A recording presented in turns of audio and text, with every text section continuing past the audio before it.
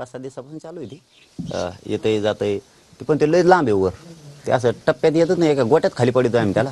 पण ते लयच लांब आहे ते तिकडं. त्याने काय होणार नाही. तुम्ही मला किती बदनाम करायचा प्रयत्न केला, दहशत निर्माण करायचे प्रयत्न, मी नाही हटू शकत. मी तुम्हाला विकत घेऊ शकत नाही, तुम्ही मला घेऊ शकत नाहीत, तुम्ही मला मॅनेज करू शकत नाहीत, माझी निष्ठा तुम्ही कधीच विकत घेऊ शकत नाहीत.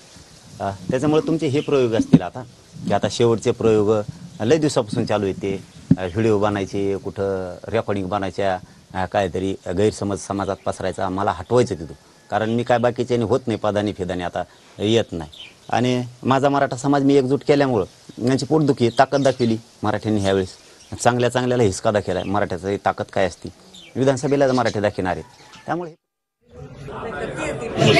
काय भावना आहेत आज? साहजिक आहे, अर्ज भरला तर मला खूप आनंद वाटतोय, खूप होपफुल आहे मी. ही संधी मला पक्षाने दिल्याबद्दल त्यांचे आभार मानते आणि कार्यकर्त्यांनी अविरत माझी साथ दिल्याबद्दल मी त्यांचे आभार मानते. हो, दादांची भेट घेतली कारण मुख्यमंत्री आहेत आणि मुख्यमंत्री आणि देवेंद्रजी फडणवीस यांची सुद्धा माझी भेट झाली. ते पण माझ्या कार्यालयामध्ये आणि आता दादांचं पण मी शुभेच्छा त्यांच्याकडे. पुन्हा एकदा महाराष्ट्रात काम करायला सक्रिय राज्यात सक्रिय होत आहे. उत्सुक आहे माझ्या राज्यात काम करायला. कुठलं मंत्रीपद आपल्याला मला मी माझा रस्ता क्लिअर आहे. मला काय बोलायचं आहे मी स्पष्ट बोलतो. कारण माझा खरंच सांगतो तुम्हाला, मायनस पॉईंटच ते मी खरं बोलतो आणि ते बऱ्याच जणाला खटकतं. माझ्या पोटात कपट नाही आहे, मी निर्भीडपणानं बोलतो. म्हणून तर माझा समाज एक झाला आहे. आणि या समाजाशी टक्कर द्यायचं काम नाही करायचं कोणी कधीच, कारण मी नाही आटू शकत. तुम्ही काही केलं, ड्रोन फिरणं हे असलं तर लय बघितलं आहे. मी 22 वर्षापासून हे संकट झेलतोय. मी काय समजत नाही असल्या संकटाला आणि संकटाला. मी उद्या मराठ्यासाठी मरायला तयार, पण मागं हटायला तयार नाही उद्याही. आणि मी तर आता कुठं बी राहणार, आता तो आंतरवालीत मी कुठं बी राहणार. आता मी आंतरवालीवर बी फिरवायला लागले नाही. आता कोण आहे काय माहीत नाही.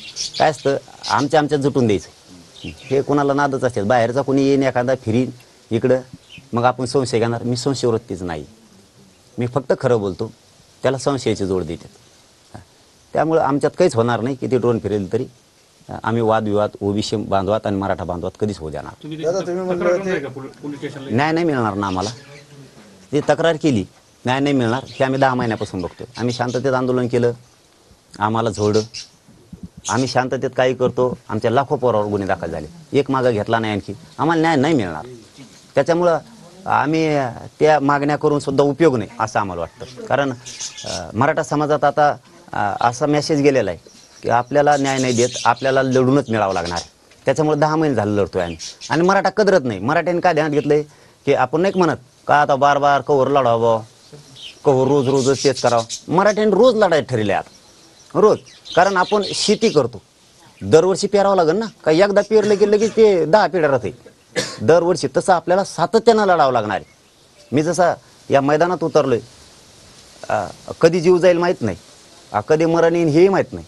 तरी मी किती ताकदीनं याच्यात माझा मराठा समाजाचे लेकरं महाराष्ट्रातले